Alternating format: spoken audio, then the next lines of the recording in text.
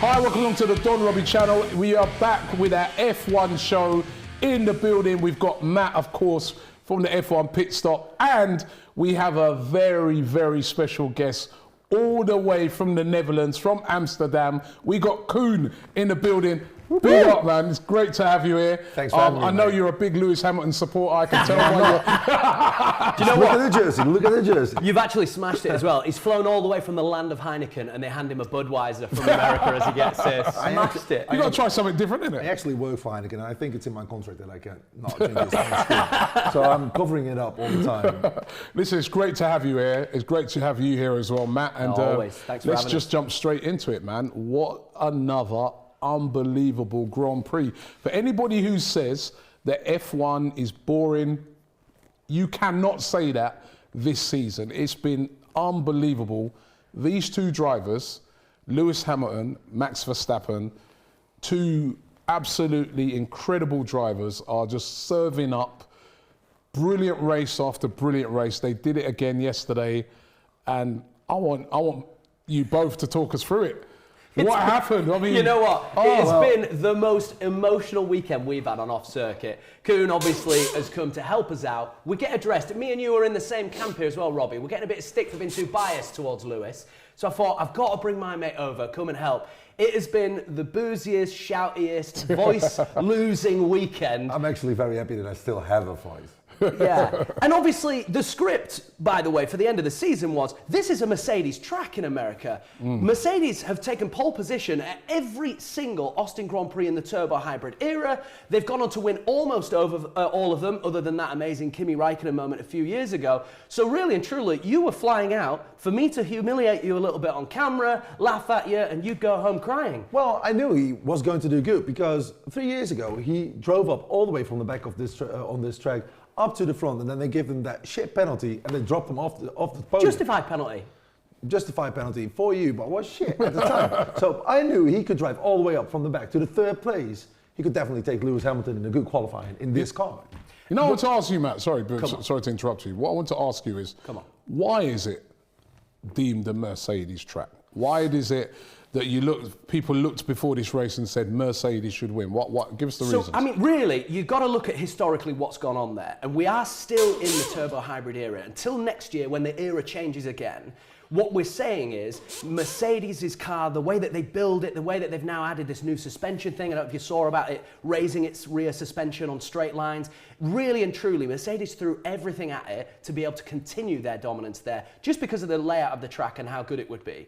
In South America, we're going to see a faster Red Bull, okay? But I think now, and this is a question I want to just ask Koen here on camera in front of everybody, let's forget driver skill for a moment, because obviously Lewis is the greatest of all time, undisputed.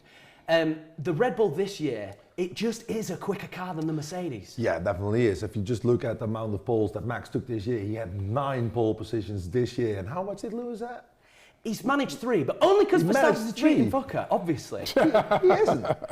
You're such a bad sport, mate. But I think that's the thing, is we came into this with almost that sort of confidence that Mercedes have dominated for so long. The car's built for this track. Adding in this rear suspension means that actually where the Red Bull is stronger is in straight line speed at the moment. Mercedes have brought something in which, until Christian Horner really pushes back on it, the FIA are allowing it at the moment. It's a bit like, do you remember the DAS system with the steering wheel this year? Yeah. So what was happening is Mercedes have now got a rear suspension that runs a, correct me if I'm wrong, a high rake for the corners. Yeah, high rake for the corners. Yeah. So it means that the back of the car is slightly higher than the front, and that's why Mercedes is so fast in the corners, whereas the Red Bull is so flat that the downforce means there's less drag in the straight lines. And this used to be the other way around. It did.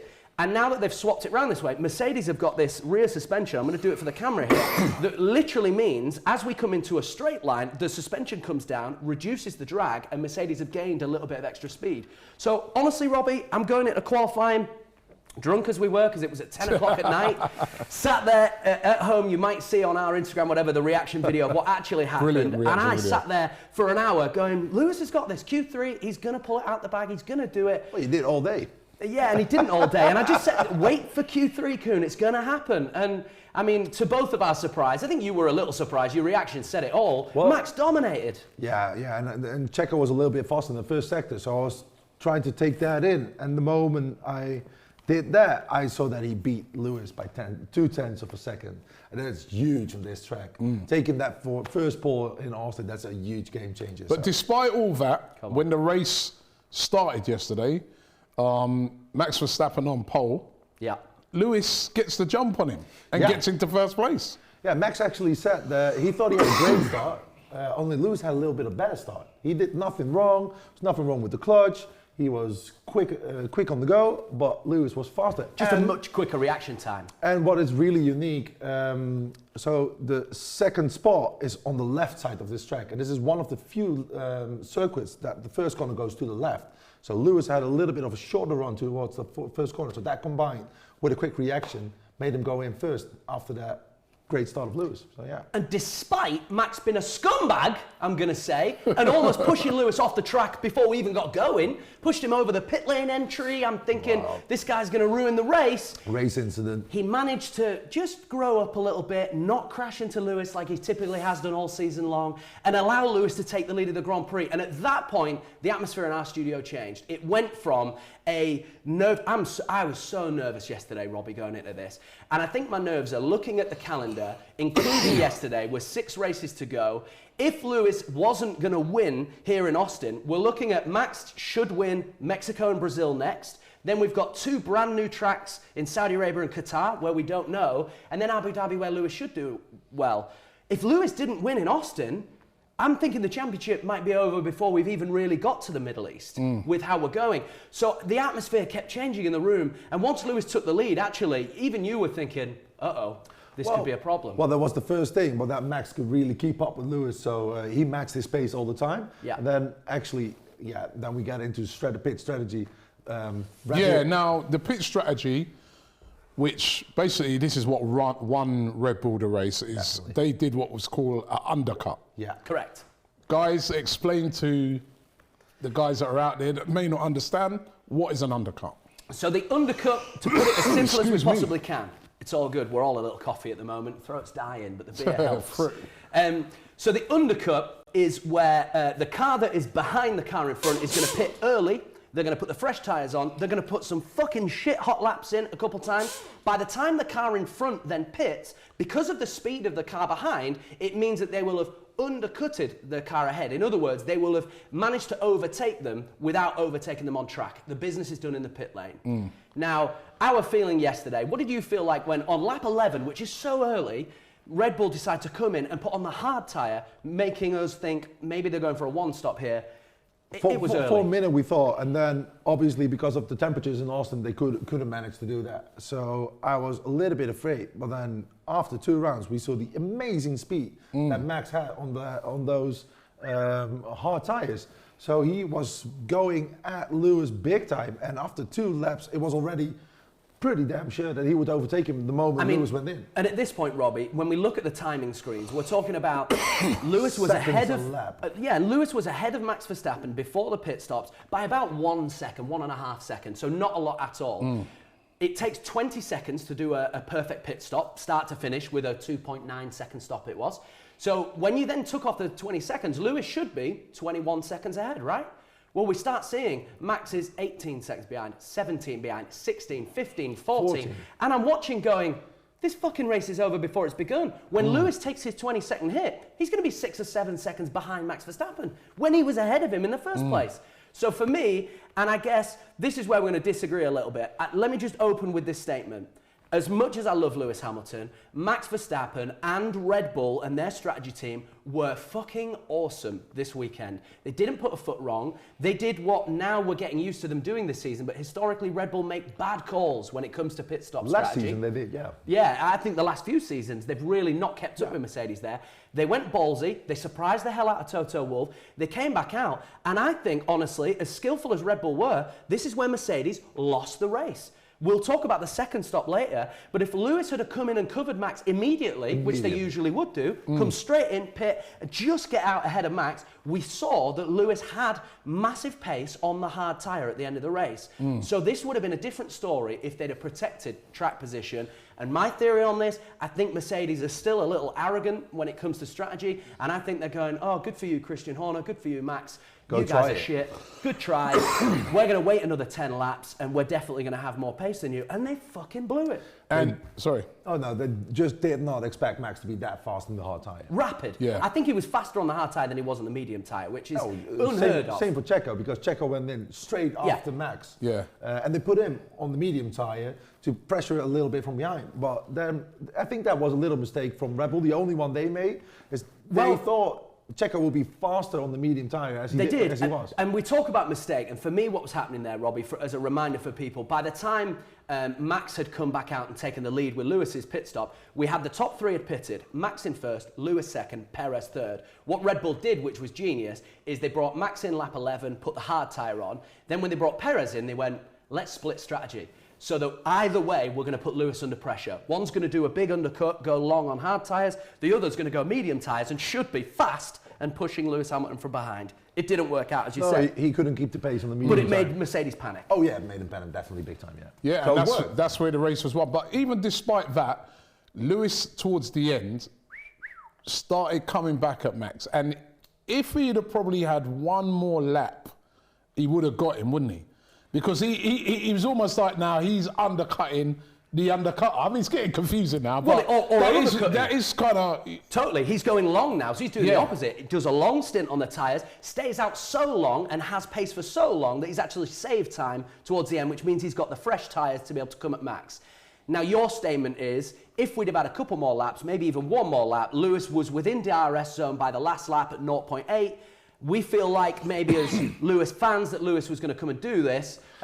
What's your thoughts? Well, I'm disagreeing on that. What was pretty obvious is that, for me at least, is that Max was saving his tyres and let Lewis come up. Mercedes has a history of not overtaking in the dirty air. So, I think they took a little bit of a gamble, or was a little bit confident of them, to let Lewis come up, Max saving his tyres. And then by the moment Lewis got in the dirty air, Max had the tyres to defend Lewis within the DRS range. So don't you think, right? Come on. That Max got a little lucky as well, because he was behind Schumacher, who's like one of the back markers, and Schumacher, because of he was within that 1 second window, he was able to use his DRS on a back marker to give him that extra pace, which Lewis wasn't. Yeah. Which Lewis wasn't, which then able to take him away from Lewis. It was a bit of an unexpected advantage for him. Even Christian Horner said it after the race that they were surprised, but it was a great surprise for him. Yeah, and at first they were thinking like, what the fuck is this guy doing here? Yeah. And at the end it gave him a little bit of an advantage. It gave him a massive advantage. Is it an unfair advantage? I agree. Is it an unfair advantage that like a back marker can... If it was Lewis taking the lead and being in that position, he would have been crying of luck. You're probably right. And now he's the fucking unlucky dude. No, I'll tell you what it is for me. I just think that in a moment like that, why do we need DRS to overtake a back marker when the back markers, they're literally instructed to pull off the racing line to let them through? So, yeah, he did. So we don't need DRS. I think the rule needs looking at there, because in a moment like this, this could decide the championship. The fact that Max ended up having DRS in a crucial last lap where Lewis didn't get given the same advantage down the straight, and that is what kept Max away in the end. Well, Lewis gets the same advantage if he would have been ahead, and he wasn't. No, but yeah, and I know what you're saying, but in that instance there, Lewis is the one chasing DRS to catch Max, and then Max ends up using DRS to pull further away from Lewis just because of a back marker. So it was unfair for your boy, you don't like it? Yeah, it was. Yeah, and I'm going to say that, and I don't think that that's a biased comment. I back myself on that. I just think if it was the other way around, I would still understand the point. But to your point, I think you feel like Max stayed ahead through pure skill of protecting his tyres, and I think the rebuttal to that has to be, there's a lot of luck gone his way again. He's been a lucky boy this season as Max. But he has been brilliant. I don't think he got lucky. If you remember Baku, if he didn't get that fucking flat tyre... he blew those tyres, then we would have been done this season already. So he got unlucky. And now he got a little lucky. And if he didn't slam into Lewis, at Silverstone and at Monza, then maybe we'd have been in a position where Lewis was a little closer. Is it done now? Do you think? No, we discussed it yesterday on the podcast, and I'm saying 60-40 for Max. And it's actually the same as Matt saying. He's copied that number from me. Here's where I was at, yeah. When we were sat here last week on the couch, looking at the calendar, I was saying, if anything, I'm 70-30 all season. I think Lewis will come through and win it. I'm gassed that Max is here. It's been the best season for decades. That is because of Max, not because of Lewis. The battle of everything that's gone on there. But ultimately for me, Lewis has won 7 out of the last 8 titles, and the only guy who's won a title other than him is his teammate, Rosberg, in 16, yeah? So I'm like, there's no way in this era that Lewis ain't going to win this. And now I feel it's possibly 60-40 Max. I don't want to go any more than that at the moment, but I'm genuinely worried now and nervous. Lewis might not do this. If Max wins, if we just say the first and second thing, that one of them finishes first and second, if Max wins the next 2 races, he'll take a 26-point lead into the final 3 races, where even if Lewis wins all 3 and Max comes second, that's only 21 points.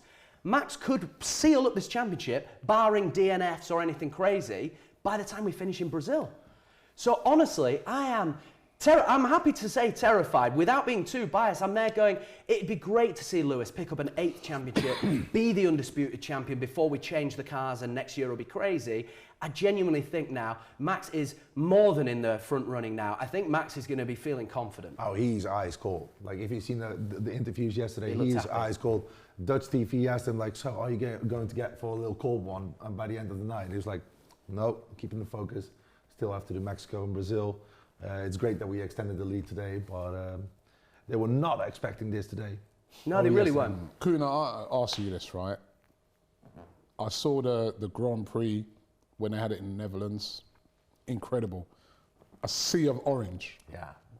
I see even yesterday at the Grand Prix, there's guys there with orange flares. And this guy, can you explain to the people who are watching this video just how big he is in the Netherlands? And you were there as well. I was there, yeah. You was at that Grand Prix? I was at Zandvoort, yeah. Yeah.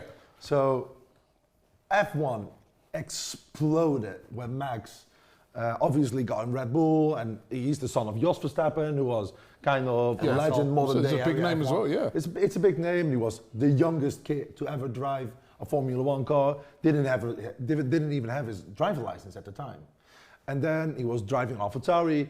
First chance he gets in the Honda, or in the Red Bull, and yeah, Lewis in Barcelona. Lewis made a fuck up.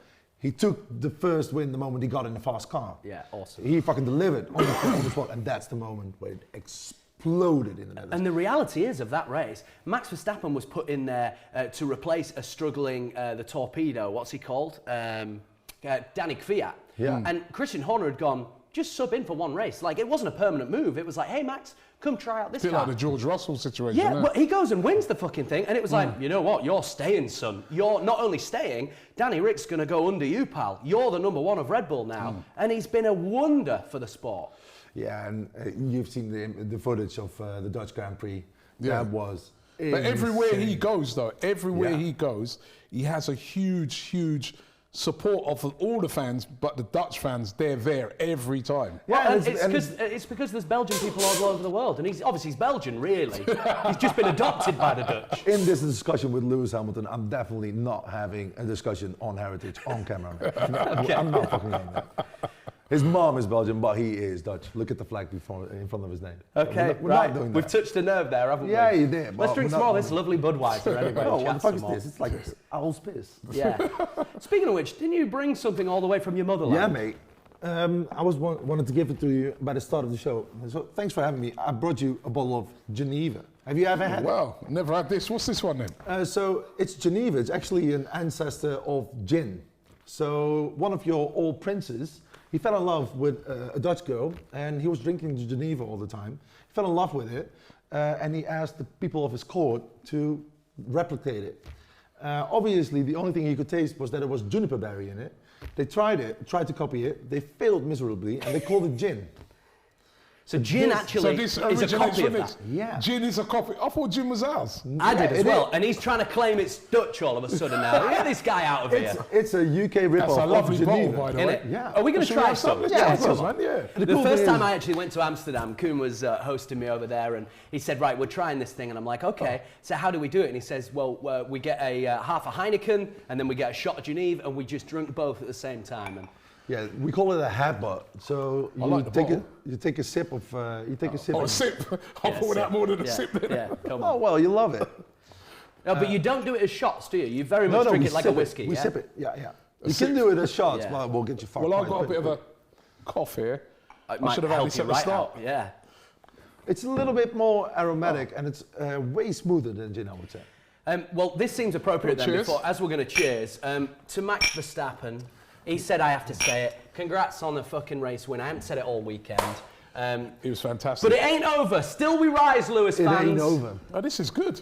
You like it? Yeah, smooth. This is good. I like Yeah, it this. really is. Now, This is Max the- Verstappen, I have to say, this season he's lit it up. Yeah, He's been amazing. And this isn't the end of it. it isn't. Now, I think... Could you see him going forward, in the future and threatening those records that Lewis has? Well, yeah. Fuck off! Dude, the I guy, was waiting for you to say yes. the Really? guy is 24 at the moment. How old is Lewis? 34, 5? So Older? So he's way older. He just has 7 titles. If Max goes at it now and he has the great car, then he 7 can- titles. 7 titles, he can do it. Senna didn't manage it. Like all the greats from all through time, Schumacher is the only person who managed to do anything. Lewis, because maybe of how the sport's been with the turbo hybrid dominance that they're trying to get rid of, you reckon Verstappen's good enough to hit out? I don't reckon he's hitting 3 titles in don't his think career. so? Never mind 7. Well, he's going to be the greatest. You know it. Verstappen, is he a little bit of a naughty driver? That sort of yeah, but that's the whole that thing. driver that sort of, like Schumacher back in the day. Well, that's the whole Like, reason. if it came down to that last race and they were running even, he'll run Lewis off the track. That type of driver. 100%. 100%.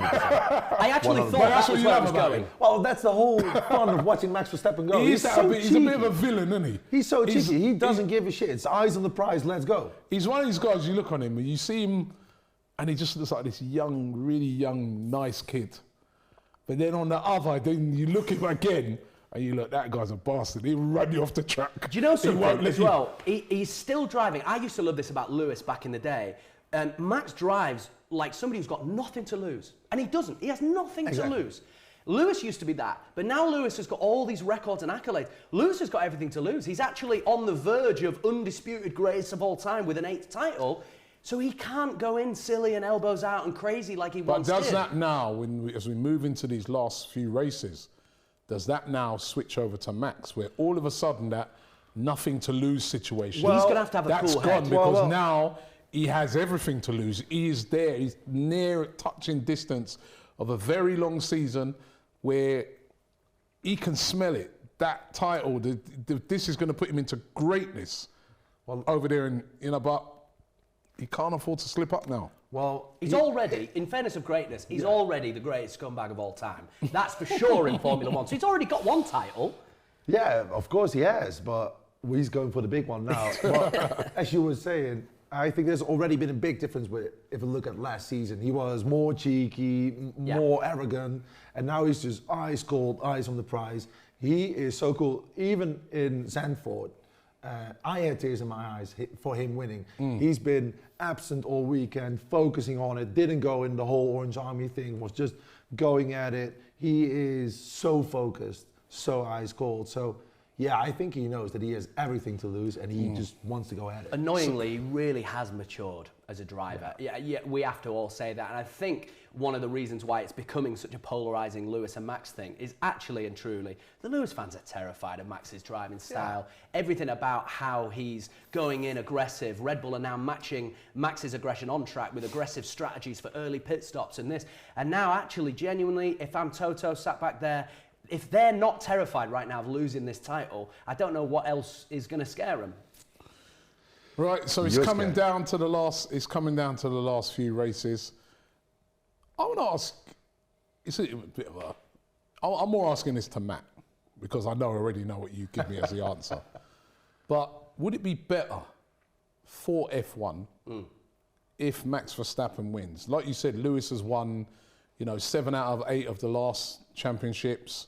Yeah. It's been becoming a bit one-sided, but this season it definitely. I thought last season as well. Yeah. Max pushed him as well. Yeah. If Max wins it, does that then go on to set it up for the next few years does that make it, for Formula One? Totally, I know what you're saying. People always look on it separate and the say, emotion just for the sport, for any neutral. Here's my thinking on it, yeah? I do, and I think for the ultimate goal for Formula One, the best thing for Formula One, Lewis Hamilton is without doubt the biggest name that we've had in Formula One. He is part of the reason why Formula One is becoming this, massive deal, big in America. We're now, that we've signed a new deal in Miami for a race there. There's now rumours come out this weekend that they're also looking at a Vegas Grand Prix, so there'll be 3 in America. I think Lewis Hamilton is a massive deal, and I think the sport needs him to get an 8th title at some point. I think that has to happen for the sport. Now, for me, I almost am ready to see him go. I'm ready to just go, give him a title, fuck him off, retire him, and then we'll get on. And I'm not worried that Max ain't going to win another. Max will be a Formula One world champion. If it ain't this year, over the next 10 years, as Koen said, he's got a long time, Max is going to be a champion. So for me, I guess, when it comes to the ultimate long game of Formula One, I don't know if Lewis is going to have a better opportunity in future years. We're talking about now all the team cars are going to come closer together, we're told. We might see more of the likes of Alpine winning, McLaren winning. We've seen a bit of it this year. Lewis might not get another chance to be able to get that ultimate prize of 8-time world champion. So I guess for me, first and foremost, as a Formula One fan, I'd love him to get an 8th title, but then I'm ready for the Lewis Hamilton era to be done. And we'll always tease you about him always being the greatest of all time because he'll have the record. But I'm then ready for this new era of Charles Leclerc, Lando Norris, Max Verstappen. There's so Pierre Gasly's still there. George Russell's coming through in a Mercedes. There is so much to look forward to. But for me, I'm not ready for that era to start until Lewis has done what he needs to do. And I think we're seeing the best 2 drivers, because you only have to look at the other 2 drivers who drive in the same car. I mean... And can I just say, as a controversial point, you mentioned his name, Max versus George Russell next year is going to be great, because I refuse to believe that Max is just pound for pound the best driver on the grid. I think he's currently... You really think so? I think he's currently in the best car on the grid. I think the Red Bull is, and you've agreed, is a better car than Mercedes, and Lewis is still up there and pushing him all the way to the end. So that's one thing to say. But then I think the fact that George jumped with no real training, no experience, jumped in a Mercedes. He drove a Formula One car for ages. A completely different Formula One car. Yeah. Perez is struggling in a Red Bull right now and has done all season. Daniel Ricciardo has struggled all year in his new car. They couldn't get the car working in 6 months. He's jumped in it and within 6 hours of practicing has managed to, if he wasn't sandbagged by his team, not once but twice, would have won the Sakir Grand Prix. I think George Russell, not just as a biased Brit, is going to be a force to be reckoned with. Well, I think you're just forgetting that George Russell, being a Mercedes contracted driver, is in the Mercedes sim all the fucking time. So he knows how the systems work. A sim is different. A sim is different. You know where the buttons are. You know how to adjust it. So he knew what to do. And then that was a track that has been a track for Mercedes all the time. And they had a way better car that season than Red Bull had. Do you accept that Max is going to have more opportunities for world titles? You obviously do. Or do you think, no, he needs it now before the cars get more similar? Do you think this is his big chance? This is definitely not what I'm thinking. I'm just really hoping that the first year that he gets the faster car, that he just takes it. Lewis. All right, well, listen, guys, it's been brilliant. Koen, having you on has been fantastic. Yes, Thank you very much. Thanks for having me. What is it then? Gin? Is it? Geneva. It's a copy of gin, yeah. Oh, so you even got your own name for it. It's not gin. Geneva is the Geneva. Geneva is the Dutch word for juniper. Juniper. Juniper berry. Okay, well, it's very, very nice. Thank you very much. I really appreciate that. And good luck to Max Verstappen. I think he's making your nation really proud at the moment. He's been absolutely amazing. Right. It's been amazing for Formula One as well. Really. Every race I've just so enjoyed, because you just don't know who's going to win. Yeah. You know what I mean? And you're seeing, I was looking at it and saying, you're seeing at the moment 2 drivers that are just unbelievable. They're cut above the rest. Going at it, it's just been brilliant. Every single race. Qualifying's brilliant, the races are brilliant. It's been absolutely fantastic. And who's going to, so I already asked you who's going to win it, but the next race, Mexico, who's going to win that race? Max? Yeah, for me, my heart's telling me it can't be, but I honestly, I think Max Perez is going to be strong. We know that Red Bull's good. If Perez turns up like he did this weekend, home Grand Prix for him, we're looking at a big Red Bull weekend, but it is Lewis Hamilton's job to come in and disrupt that. He can't be going in with a 26-point deficit minimum. If Lewis comes third, I mean, it's almost over already. Yeah. So the pressure's on Lewis. I think we're going to see a Red Bull display of dominance. Okay, well, listen, I can't wait for that race. It's been brilliant to have you guys on. If he does do it, I want you to come back if you can, if you could get back. 100. You could get Matt to wear an orange top as well. Absolutely not. Absolutely not. Oh, we can make a bet on that. If Max takes it, will you wear the jersey? If he takes the championship? Yeah. If you get it in a bigger size, I'll consider it. I'll buy it. But if Lewis wins the championship, you're coming head to toe in a Union Jack fucking thing that I find you. You're going all Lewis, yeah? All right, you heard it there. Deal. You heard it there. Once it's out there on film, you're going to be held to it. But listen, thank you very much. And I heard you're a big Ajax fan as well. Yeah. And they're doing all right as well, isn't it? It's crazy. It's happy days for you. Like, nothing going wrong. They're group leader in the championship at the moment. They won everything at the championship right now. And they took their runner-up PSV with 5-0, 5-0 yesterday. Yeah, you can't do nothing wrong, can it? It's been an amazing. It's sickening, really, to watch, isn't it? What do we invest in? You know what I mean? Thanks, Koen. Thanks, Matt. And thanks to you guys. Don't forget to subscribe to Matt. Tell them where they can subscribe to your channel. You'll find us Off Circuit F1 on whatever platform you're into. Brilliant channel. You hear the knowledge from these guys. Get over there and join them right now. Don't forget to check us out after all the big races. Don't forget to subscribe to the Don Robbie channel, and we'll see you next week. Come on.